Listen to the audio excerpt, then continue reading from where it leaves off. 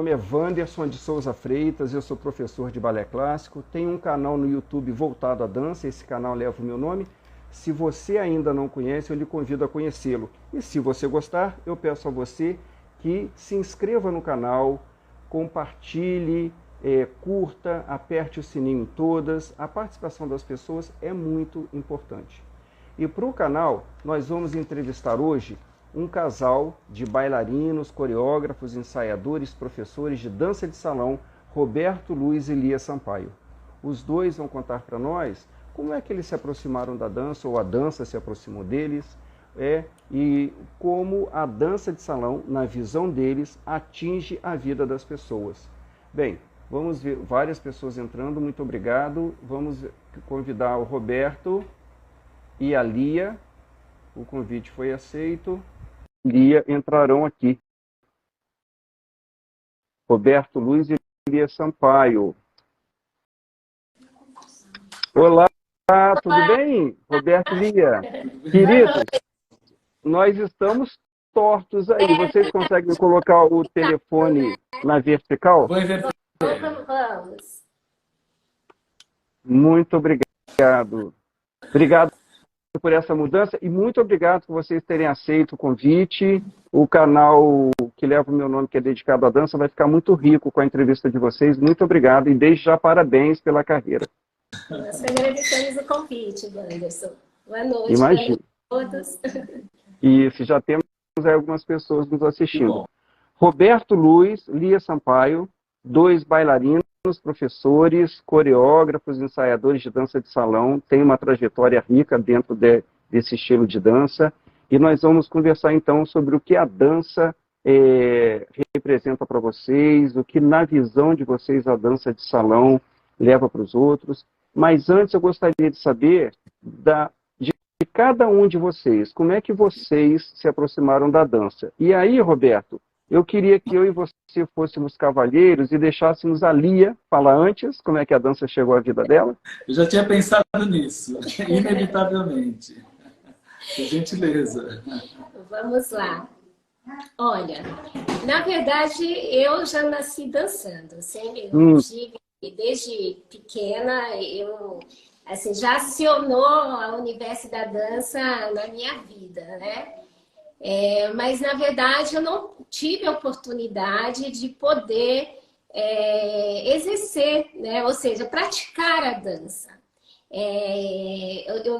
Eu sou adotiva, né? Fui adotada por uma família que meus pais morreram muito, eu era muito pequena, e eles eram contra a dança.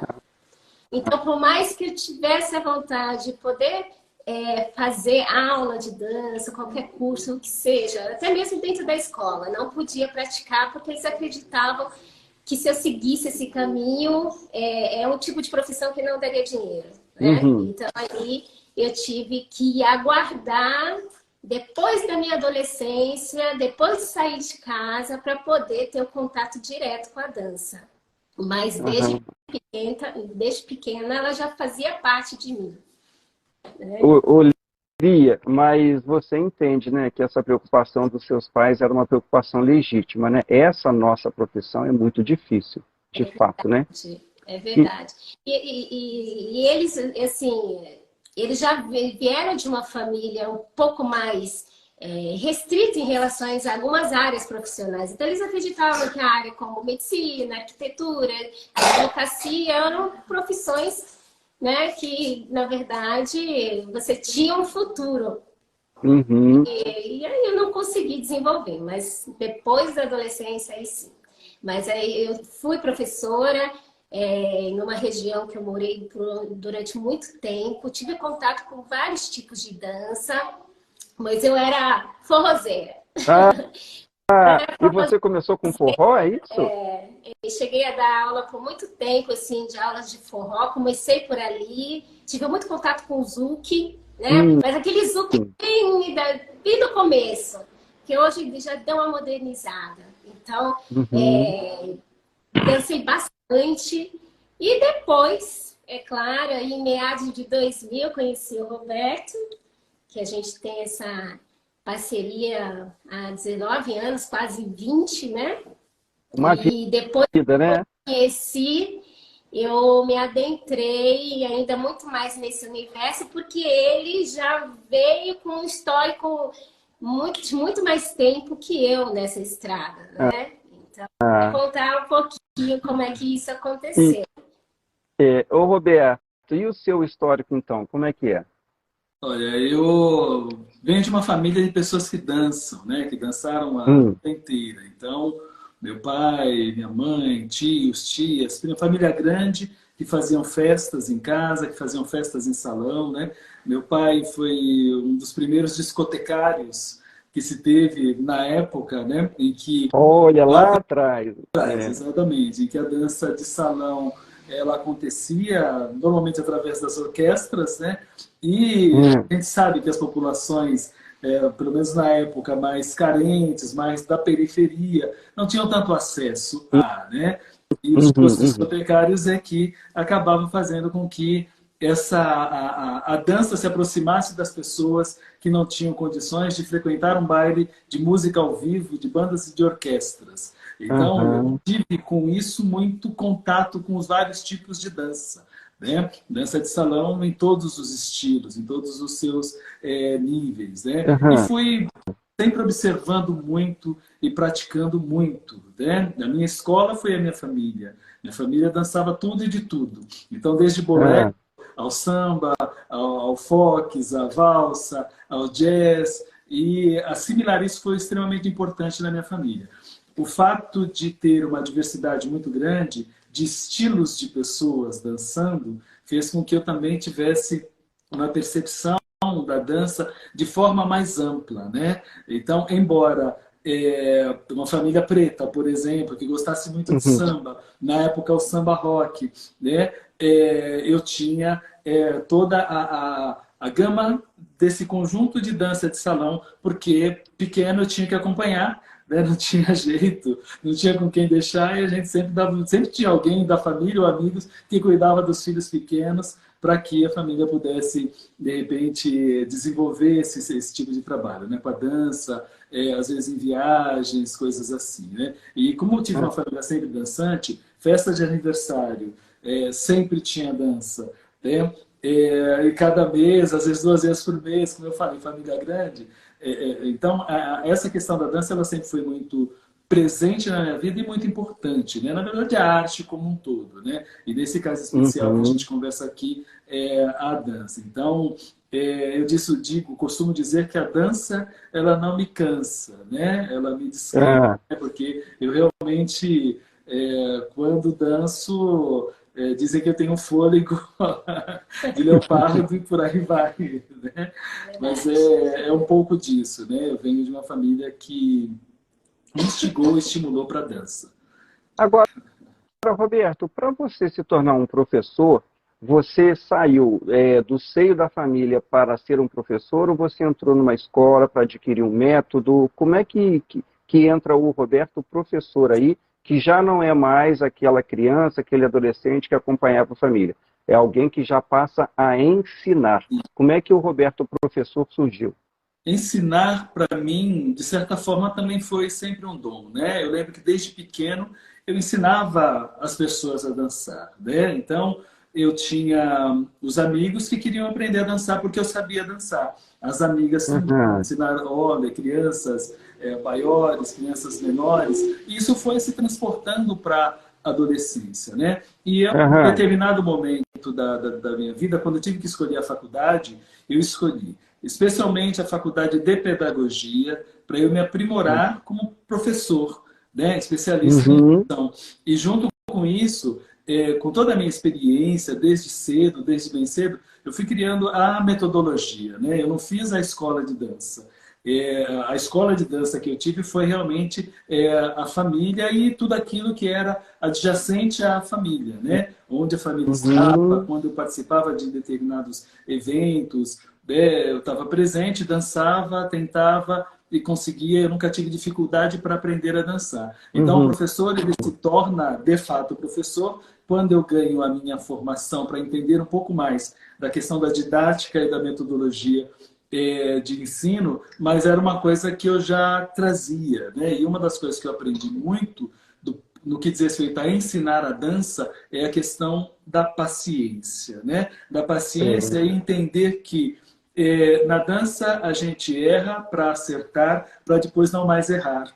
Né? Ou seja, você aprende, as pessoas têm dificuldade de aprender a dançar, elas acham que estão errando, mas na verdade elas estão aprimorando a sua capacidade de acertar. Depois elas aprendem a dançar, não esquecem mais aquele passo. Porém, a dança ela é quase infinita e talvez infinita. Então tem sempre um novo passo, uma nova criação que exige um novo aprendizado, ou seja, os desacertos para você alcançar o acerto e depois daquele ponto ir evoluindo. Então eu entendo a dança dessa forma, né? Quando eu penso na questão da metodologia, ela vai por esse caminho, né? A paciência e entender que, de acordo, é claro, com o potencial de cada um, especialmente da questão da velocidade, todas as pessoas são capazes de aprender a dançar.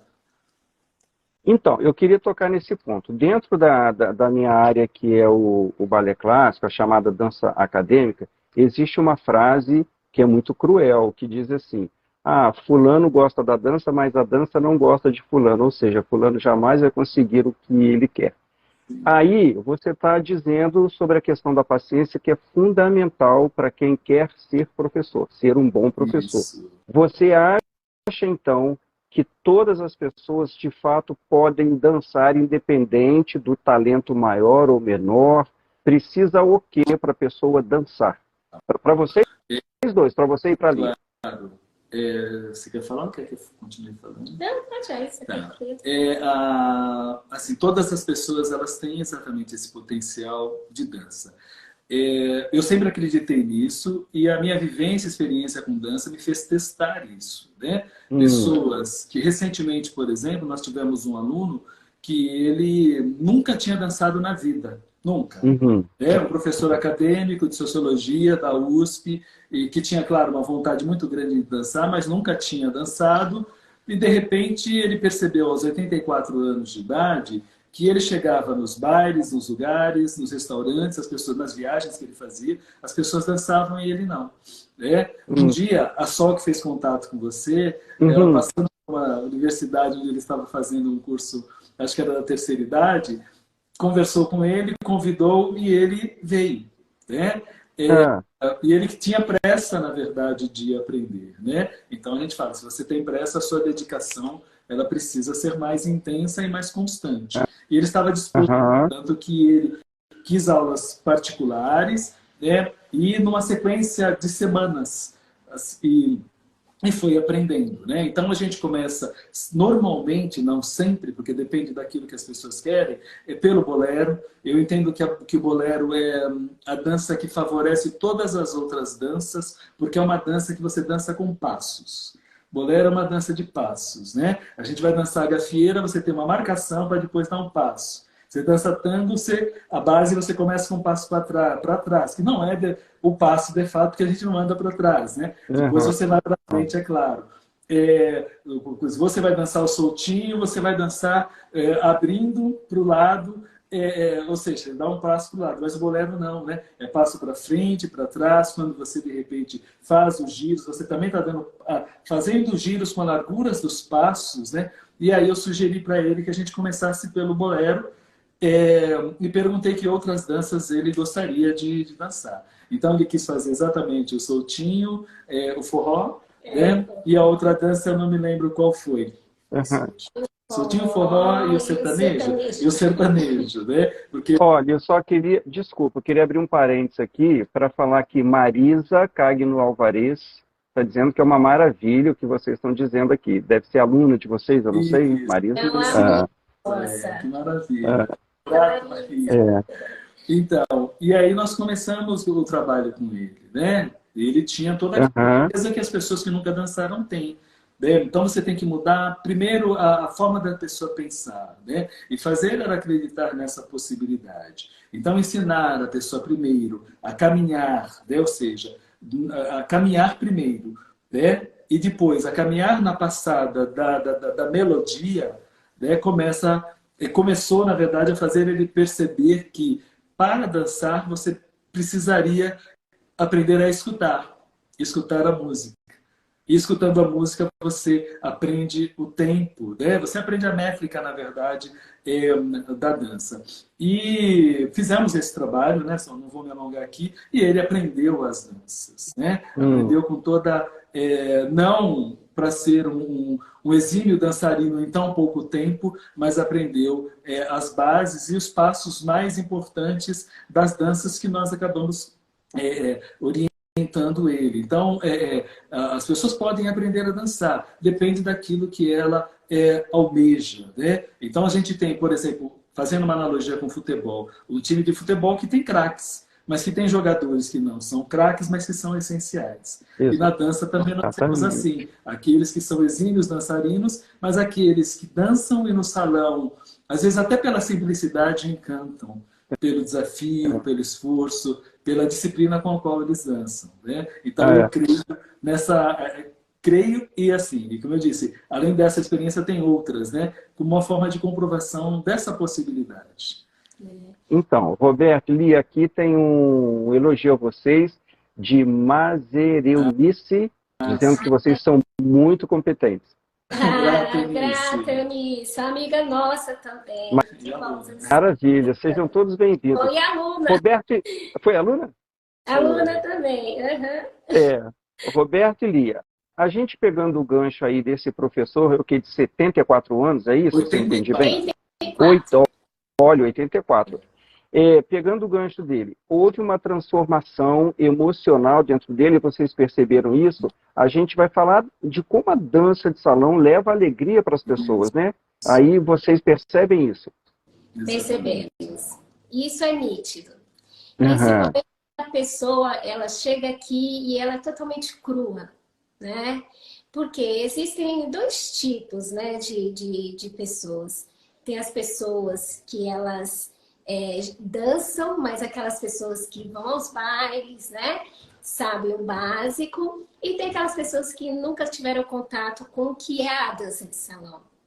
Então, quando elas chegam aqui, tanto aqueles que já dançam, como aqueles que não têm essa prática, no decorrer do tempo, é claro, a dança por si só já é transformadora. Qualquer pessoa que tem contato com a dança, ela sente essa mudança, né? Não só no corpo físico, mas inclui aí, cria uma ramificação, porque ela vai para a vida pessoal, emocional, mental, né? Então há um equilíbrio depois. E é claro, a felicidade, a alegria, a satisfação de poder se desenvolver é muito grande. E a gente vê isso, assim, né? Em cada aluno. Porque existem as crenças, né, Wanderson? Às vezes, as pessoas, a crença, ela é limitadora, né? Então, quando você deixa um pouquinho de lado isso e se permite se entregar a novas experiências, e a dança, para mim, assim, tanto quanto o Roberto, tá no ápice daquilo que se diz do bem-estar para o ser humano. É tão interessante que, ou seja, o tema é alegria. Nós damos aulas, e hoje nós demos aulas para um casal, né, que nos procurou, e sempre a gente pede para as pessoas dizerem uma palavra que reflita aquele momento. E tanto uma do casal, quanto um do casal, seja, os dois, eles disseram a palavra, qual é a palavra de hoje? E a palavra foi alegria. Olha! Espontaneamente ela produz isso, né? E essa alegria, Wanderson, é mais do que uma coisa superficial de mudança de muscular da face, né? É aquele sentimento mesmo que a pessoa tem por ter alcançado uma meta, superado um desafio, encarado uma dificuldade e encontrado nisso esse estado de paz que espontaneamente faz a pessoa vibrar. Nós já tivemos alunos que quando eles terminavam, concluíam um passo assim, saltavam às vezes que nem crianças. Sabe? Então isso é muito bom, né? Esse lado terapêutico que a dança tem, né? Que não é só terapêutico, mas ela inclui na vida da pessoa esse bem-estar, né? Os bens que muitas vezes as pessoas têm a dificuldade pelo dia a dia e pelas vicissitudes do dia a dia de manifestar espontaneamente. Então, às vezes, descobrir que é capaz de sorrir e de ser tão espontâneo na sua alegria a ponto de fazer como a criança faz de forma maravilhosa, que é sorrir com facilidade. Então, a produção da alegria através da dança, e especialmente da dança de salão, né? Que é um desafio, porque você tem que dançar com o outro, você tem que aprender a respeitar o outro, respeitar a si mesmo. No caso do cavalheiro, saber conduzir, a dama de se permitir. Né? Então, o desafio é maior ainda de ambos os lados. Quando você vê o casal, como no caso deles, né? Manifestando isso, é o pago do nosso serviço, sabe, do nosso trabalho. É maravilhoso. A gente tem no Brasil hoje programas de televisão que mostram isso. As pessoas, não os professores, mas os artistas, modelos, cantores que são convidados, eles dizem isso. Para mim é um desafio, eu nunca dancei e estou me sentindo muito bem por me ver sendo desafiado ou desafiada. E quando termina a apresentação nesses programas, a plateia vibra, não é? E tem aquelas notas que são dadas por quem está de casa, ou seja, essas notas traduzem também como é que a dança mexeu com essas pessoas. Aí eu aproveito e pergunto para vocês dois, que são da dança de salão, sobre esses programas. O que vocês pensam? Eles ajudam, eles agregam ou não? Tanto faz, eles existirem ou não? Como é que vocês veem esses programas de TV que têm as danças com as pessoas conhecidas? Tá bom. Então, Anderson, eu acho extremamente importante, né? Porque eu acho que reproduz um pouco daquilo que é a vontade de muita gente. E a gente sabe que o artista, ele tem um peso bastante grande na formação emocional, na formação da consciência, na formação social das pessoas. Quando a gente tem a possibilidade de ver, né, artistas de novelas ou de mais variados programas, né, e atuações dentro da arte, aparecendo com a dança, demonstrando muitas vezes essa dificuldade, e ao mesmo tempo essa conquista, né, a gente vê o quanto isso é importante. E uma das coisas mais importantes, no meu entendimento, até mais do que o voto do júri, né, que muitas vezes vai observar o aspecto técnico daquilo que está sendo colocado, e o júri artístico que está lá vai normalmente corroborar com as notas 10 e por aí vai. Mas eu entendo que essa percepção do público que é a mais importante, né? Porque é ele que vai sentir, é ele que vai traduzir aquilo que de repente acontece quando você está num baile de dança de salão. Muitas pessoas não vão lá para dançar num primeiro momento, embora queiram, mas elas estarão lá observando outros dançarinos, aprendizes, iniciados, tarimbados, experientes, e ali estão como espectadoras, vendo, né, observando, se instigando para um dia querer dançar. Né? Ou seja, é o público dando a sua nota. E normalmente é uma nota elevada. Não é uma nota única, pode ser 9,9, 9,8, não é só 10. Ou só 8,4 até 8,7. Né? Normalmente é uma nota assim, que vem do coração. E é arte. A arte é para isso, né? A gente está no salão, a gente dança, mas normalmente a gente não se vê dançando. Talvez a grande sina, o grande pecado para o artista, não necessariamente pecado, mas a gente não tem a capacidade de a gente ver aquilo que as pessoas apreciam e admiram, porque a gente está fazendo exatamente a arte. Então, quando a gente ver o público gostando disso, apreciando e aplaudindo, significa que é um bom caminho, né? E eu vejo essa participação, né, esse empenho da televisão, em pelo menos, assim, é um empenho, é claro que é mínimo em vista daquilo que pode fazer com a dança, mas só o fato de mostrar, no meu entendimento, já é alguma coisa que faz com que se produza mais dançarinas e dançarinos da dança de salão e, consequentemente, a gente torne, aproveitando o tema do programa, a vida mais alegre e, consequentemente, mais feliz. É verdade. Eu tive o prazer de ter 3 alunos desse programa da Rede Globo, e um agora está ali, atualmente. E eu fico muito feliz de saber que, de alguma maneira, eu contribuí para aquela performance dele, que atinge a plateia. É muito bom, né? A gente que é professor gosta de ver um aluno bem-sucedido, né, Roberto e Lia? Com certeza, é verdade. Olha, pode falar, Lia, desculpa. Não. Então, só assim para complementar, né? Os programas que estimulam através desses campeonatos, concursos, né?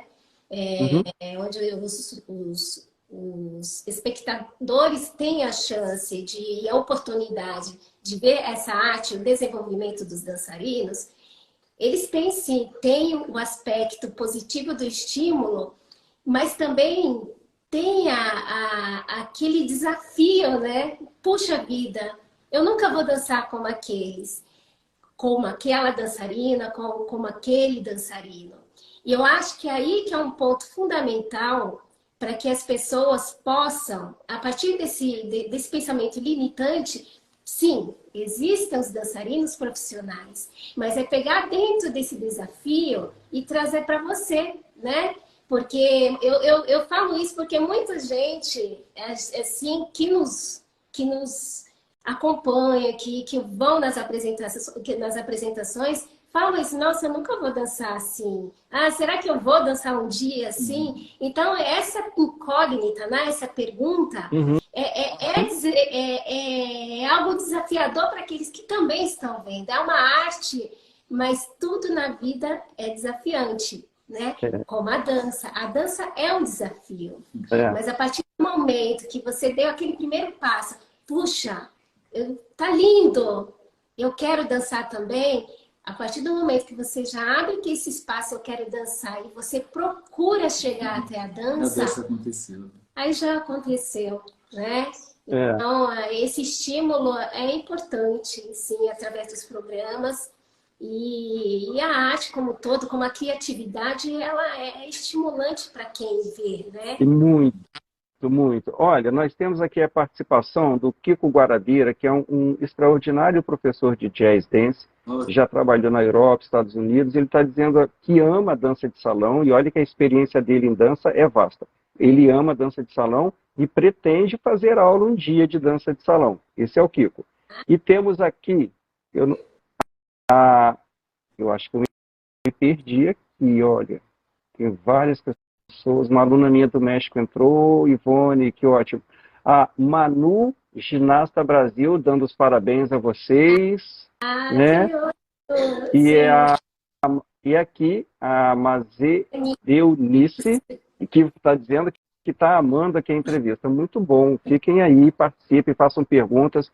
Bem, Roberto e Lia, voltando ao trabalho específico de vocês, vocês divulgam vários valores dentro desse trabalho, e um desses que vocês preconizam é a vanguarda. Como é que entra a vanguarda no trabalho de vocês?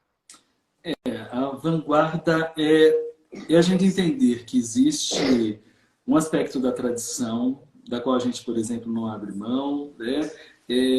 Existe a modernização da dança, né? Que a gente também precisa olhar para ela, mas existe aquela coisa que precisa ir além da dança, né? E que envolve muito do aspecto criativo e criador. Então, quando a gente pensa, por exemplo, na dança, nas apresentações, né? Nas nossas apresentações, a gente pensa na inovação, né? A gente sair do quadrado da dança. Né? Então, se a gente vai pensar numa coreografia para uma apresentação, a gente vai pensar sempre numa nova coreografia. O que é isso, essa ideia da vanguarda? É a gente nunca repetir uma coreografia, mesmo que a gente vá dançar a mesma música. A gente Olha! Exato. A gente sempre procura trabalhar essa coreografia de uma forma diferente, né? A gente, quando, por exemplo, vai desenvolver a dança, sempre se utilizar de um recurso, né? Que dê algum tipo de efeito. Então, uma das coisas que nós introduzimos nas nossas danças foi o trabalho com panos, né? Com panos voais, por exemplo, entre outros, de 5 metros de tamanho, por exemplo, para fazer a dança. Depois eu vou pedir para só enviar para você, uma delas, se você não viu ainda, que a gente inclusive falou, né, no Troféu Dança São Paulo, e a gente fez uma dança linda com o Unforgettable, do Nat King Cole, cantando com a filha, e a gente lançou o Box Floreado. Foi muito bonito. Então, introduzir esse novo, né? A arte, ela precisa ir além daquilo que ela pretende. Esse é o nosso entendimento, né? Tanto na dança quanto na formação. Então, na formação dos nossos alunos, e eles sabem disso, além de ensinar aquilo que é a base, o tradicional, não importa se o nível é básico, é intermediário ou é avançado, mas a gente sempre vai dar a eles a possibilidade de que existe algo a mais que pode ser acrescido ou introduzido àquilo. Né? De um passo que você desenvolve aprende a desenvolver, podem sair muitos outros. E muitos desses passos, às vezes, uma das coisas que a gente ensina é que eles podem surgir de erros. Né? Então, e a gente sabe que tem histórias, por exemplo, na gafieira, né? O passo que é a enceradeira, conta-se a lenda que a pessoa estava caminhando no baile e de repente ela escorregou, apoiou numa pilastra e fez um movimento de pés ali, né? E virou da gafieira. Né? Essa é a história que se conta. E a gente percebe que na prática isso também pode acontecer quando você desenvolve o trabalho e a gente observa isso o tempo todo. Ou seja, se o aluno errou, muitas vezes fala, espera, né? Vê o que pode sair daqui, né? E isso pode se transformar. Então, a vanguarda é exatamente nesse sentido, né? É ter esse olhar além do comum. Eu costumo dizer, né, eu como condutor, e a Lia sabe muito bem disso, né, eu nunca improviso, eu sempre crio. Né? O que é o improvisar? Improvisar é como a gente, de repente, quebrou a janela, a gente vai lá, coloca um remendo, uma coisa por cima ali e resolve, você resolve. Mas criar, de repente, é a gente pensar, talvez, pensando na janela mesmo, fazendo analogia com a dança. É você pegar um material reciclado, dar uma forma artística bacana para ele e aquilo ser impressionante para quem vê. Não vai ver só como um remendo. Ou seja, é a criação e a criatividade acontecendo. Então, nós fomos fazer uma apresentação um dos dias e a pessoa observou isso, né? Ela falou, mas vocês não repetem passos quando vocês dançam? Isso porque a gente estava no baile dançando. Na verdade, numa apresentação. A gente fez uma apresentação com 4 danças, né? A gente foi uma apresentação de samba rock. Então, nós usamos 4 músicas, 4 variantes do samba rock e sem repetir um passo. Por quê? Porque a música ela vai dizer o que ela quer. Uma das minhas frases, por exemplo, é assim, eu penso quando eu estou dançando, o que essa música quer que eu danço? Ou como essa dança pretende que eu a dance? E aí eu sei como eu vou conduzir. E quando você tem uma parceira talentosíssima como a Lia, não fica difícil. Ela nunca sabe o que eu vou fazer. Isso é verdade. Eu ia perguntar isso ali. Já foi pega de surpresa várias vezes? Mas antes de você responder, eu quero mostrar a participação das pessoas aqui. Sim. Da Lia, que está dizendo que é um orgulho ser aluna de vocês, porque vocês são professores maravilhosos, um casal nota 1000. A Lia está dizendo isso. E o Kiko faz uma pergunta de profissional. O que é mais fácil na dança de salão? A improvisação ou ensaiar uma coreografia? Mas antes de responder ao Kiko, eu gostaria que a Lia falasse para a gente. Como é que é isso de ser pega de surpresa pelo Roberto várias vezes? Como é que você lida com isso? Olha, deixa eu contar. Quando eu conheci o Roberto, eu já conheci ele dessa forma. Na verdade, por exemplo, o samba rock era um ritmo que na minha época eu nunca ouvi falar e não tive contato. Então, já iniciei, quando eu conheci, na verdade, a gente se conheceu, a gente não sabia que um e o outro se dançava, viu? A gente se conheceu e através de uma dança é que nós descobrimos que um dançava e o outro também. E aí, daí a gente adentrou, né, nesse universo da dança. Mas com o samba rock, ele já fazia isso comigo. Então, ele que me ensinou. Só que me ensinou de uma forma já totalmente... Exatamente. Não é comum... Vanguardista. Já não era o comum, né, das pessoas dançarem. E essa criatividade dele foi o ápice também do meu desenvolvimento como profissional e como, assim, desse potencial que eu tenho da dança, foi exatamente por conta disso. E ele faz isso até hoje. Então, às vezes, as pessoas acham que é até uma coreografia, e não é. Ele dança de uma maneira que eu já dancei com pessoas e eu sei que ele tem um diferencial, não existe, assim, pela capacidade que ele tem de pensar, assim, de criar. Ele não pensa, é uma coisa que flui tão natural do corpo. Intuitivo. Porque a gente sabe que o cavalheiro, para ter uma condução, né, ele tem que pensar, bom, estou fazendo isso, eu já vou entrar nesse passo. Existe na maioria existe até uma sequência. Deixa eu começar aqui, aí ele já pensa no próximo, que já pensa no próximo. Essa forma criativa, essa soltura, eu acho que é um dos nossos trabalhos, né, em potencial como professores, é fazer isso ser desenvolvido nas pessoas. Porque uma coisa é você saber dançar os passos básicos. Outra coisa, como o Roberto disse, é dos passos básicos, você fazer isso. É acreditar que você pode mudar e transformar aquele passo em outros, né? E descobrir seu corpo. O segredo está, você descobre... Tira as pessoas, tira as pessoas da zona de conforto. Isso. É um susto, né? Isso. Olha, deixa eu e a pergunta aqui... Oi, desculpa. Não, vou responder para o Kiko. Isso. Ele quer saber o que é mais fácil.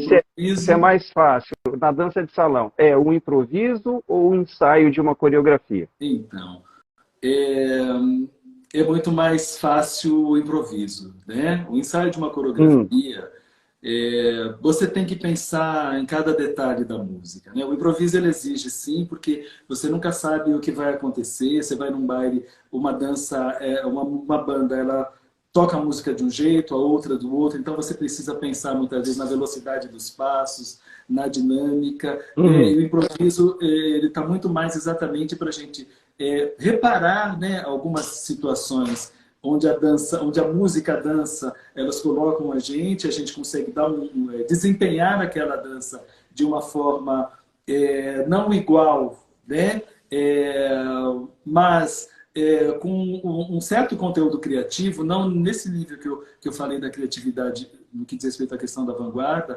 E a coreografia a gente tem que pensar o tempo todo, né? Porque, pelo menos quando a gente constrói a coreografia, a gente tem que pensar nas pausas, você tem que pensar no que aquele momento pode permitir a você, como dançarino, criar determinados passos, né? Você precisa ter, normalmente, o tempo certo para esse desenvolvimento coreográfico.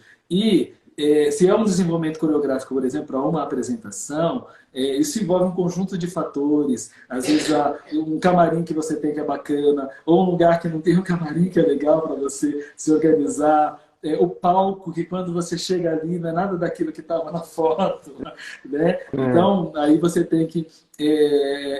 a coreografia, se ela foi bem trabalhada antes, né? Com esse pensar, você não vai ter tanta dificuldade. Você não vai precisar, na verdade, nem improvisar, né? Então, o improviso, muitas vezes, ele vai surgir da dança de salão quando determinadas situações ou condições elas propõem para a gente uma nova ação na dança, mas a coreografia é um caso de pensar, né? Pelo menos entendimento, né? Então seria mais difícil coreografar? O improviso é muito mais tranquilo, né? Ah, Né? Porque a coreografia é o que eu falei, você tem que pensar o tempo todo e no dia seguinte, quando você acorda, se você está montando, já surgiu uma nova ideia e você tem que encaixar. É como escrever um livro, né? Às vezes você escreve um livro de 500 páginas, mas ele tem que ser editado em 120. Então, na coreografia, a gente tem, às vezes, muitas ideias, mas você tem que reduzir, às vezes, a 3, a 5, a 7, a 10, a 15 minutos. Né?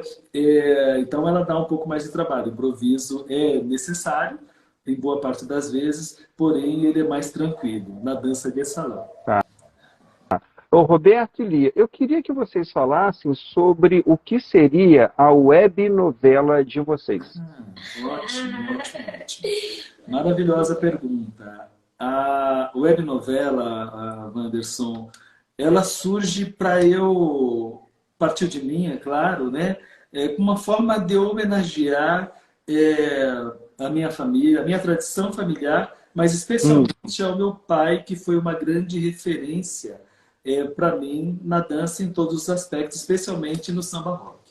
Então, a primeira ideia é construir essa web novela do samba rock e depois construir uma web novela falando da dança de salão.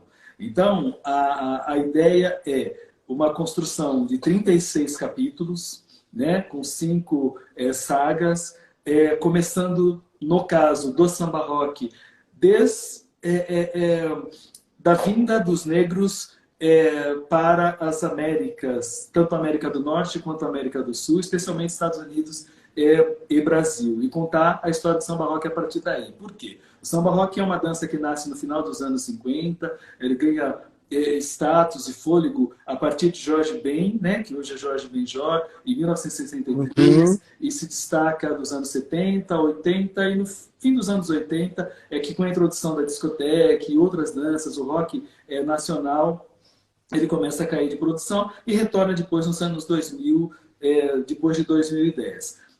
A intenção é contar essa história, né? Entender a importância do negro na construção do samba rock e na construção da dança. Então, quando a gente vai lá atrás, né? Os negros foram escravizados, eles vieram para o Brasil, foram para os Estados Unidos e lá desenvolveram seus estilos. Vamos pensar assim em dois ritmos clássicos, o rock e o samba. Rock dos Estados Unidos, o samba do Brasil. Né? Então, tem inclusive uma fala do primeiro e segundo capítulo da novela, que diz que o rock veio ao Brasil, se encantou, o samba viu o rock, se apaixonou, eles casaram e nasceu o samba rock daí. Né? Mas a gente conta desde lá, né? Então a gente passa pelo blues, pelo gospel primeiro, né? Depois pelo blues, porque a música gospel gerou o blues, depois o blues gerou o jazz, depois o jazz gerou o Lindy Hop, que aí começam as danças coreografadas com elevações, né? com bastante giros, e daí vai evoluindo, chega até o rock, e depois há esse encontro, né? O rock que nasce com Chuck Berry, né? Mas foi popularizado um pouquinho depois por Elvis Presley, mas antes por cantores como o Bill Haley e outros, né? Porque existia uma dificuldade da música negra pelo negro entrar, né? no mercado, então sempre tinha uma boa alma branca, né? Para ajudar. O Elvis Presley é um exemplo disso, sim, né?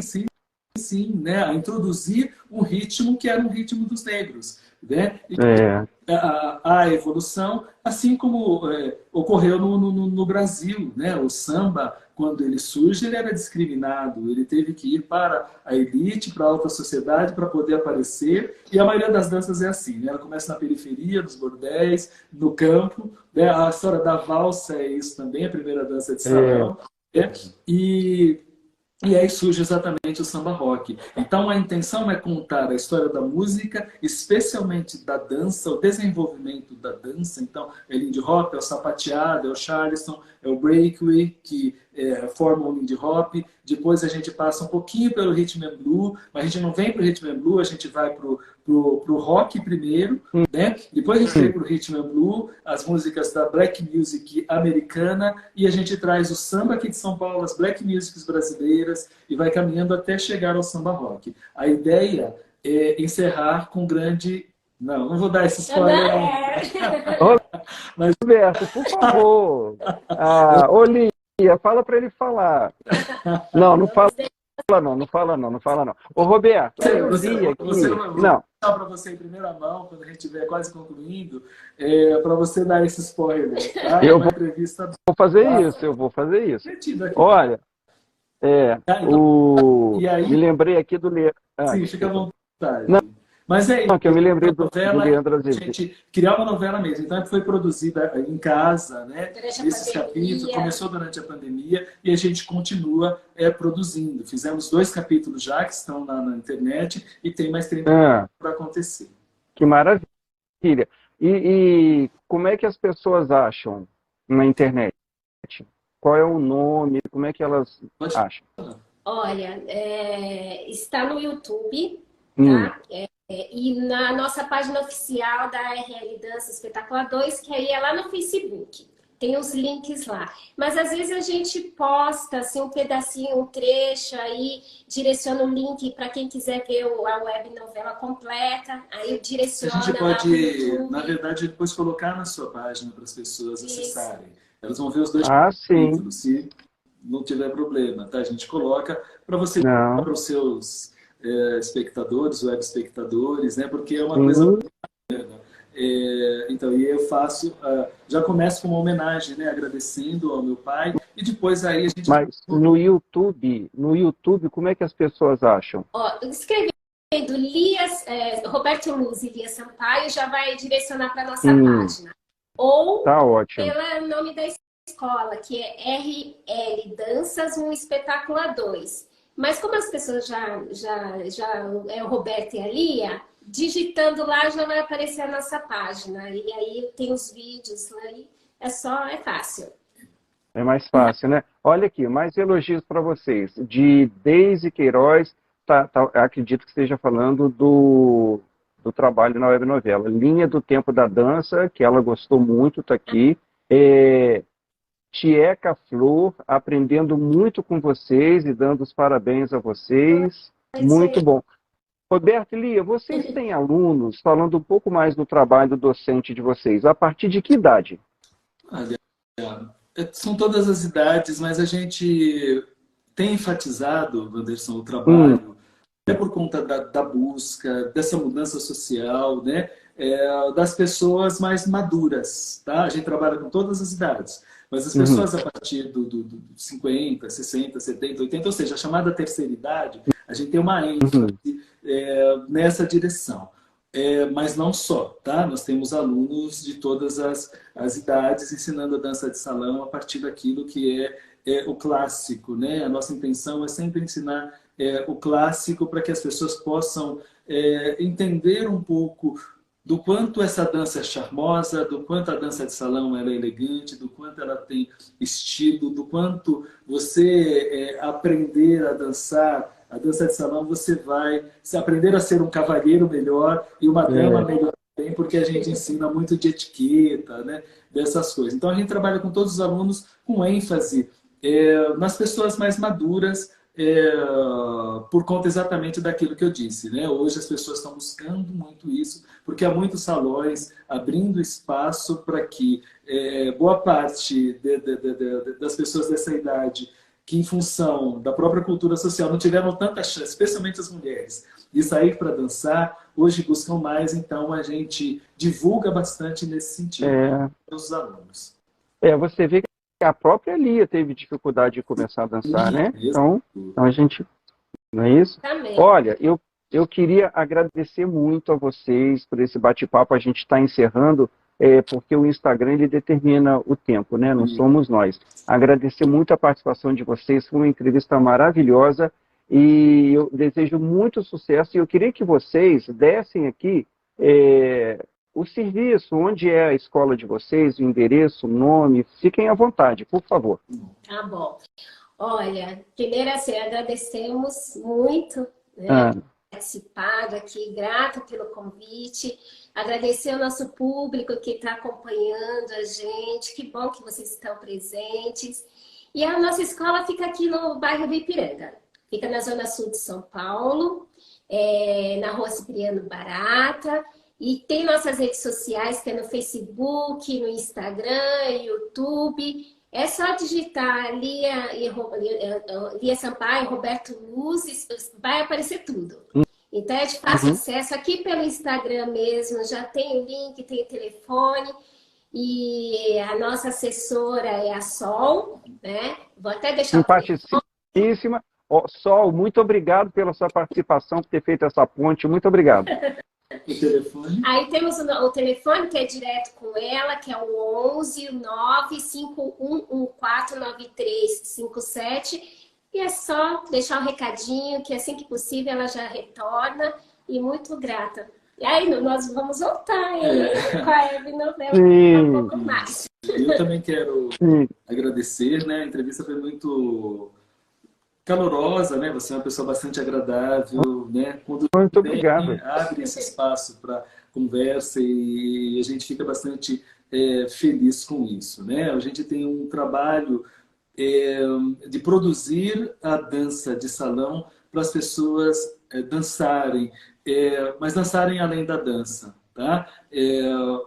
Trazendo para elas também os saberes, os conhecimentos, né? E a gente sabe, pelos resultados que a gente tem, que é fundamental isso, a pessoa entrar num salão sabendo um pouco da dança de salão, sabendo que determinados comportamentos, determinadas atitudes, que algumas são objetivas e outras intuitivas ou subjetivas, elas são fundamentais para que essas pessoas desfrutem muito mais esse ambiente maravilhoso que é o espaço para dançar a dança de salão e fazer isso com toda a alegria, como é o tema desse nosso programa hoje. Que maravilha. Tá.